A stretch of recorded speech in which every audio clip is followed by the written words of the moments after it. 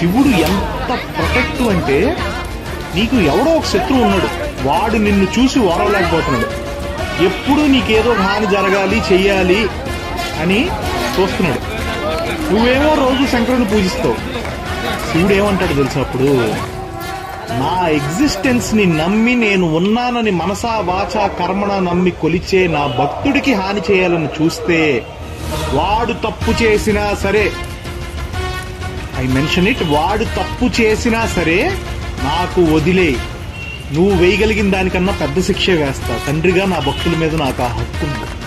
అలా కాదని నువ్వు వాడికి హాని చేయాలని చూస్తే ఏదో ఒక రూపంలో వస్తా, ఖచ్చితంగా నిన్ను చంపేస్తా.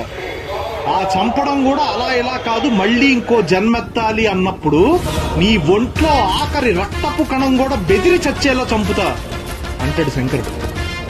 అంత ప్రొటెక్టివ్ అండ్ అంత ప్రేమ భక్తులంటే.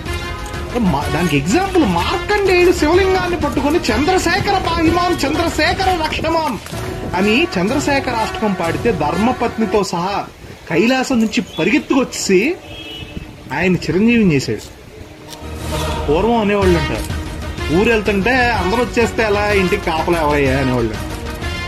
శంకరుణ్ణి త్రికరణ శుద్ధితో పూజిస్తే నీ ఇంటికి నీ 7 తరాలకు ఆయనే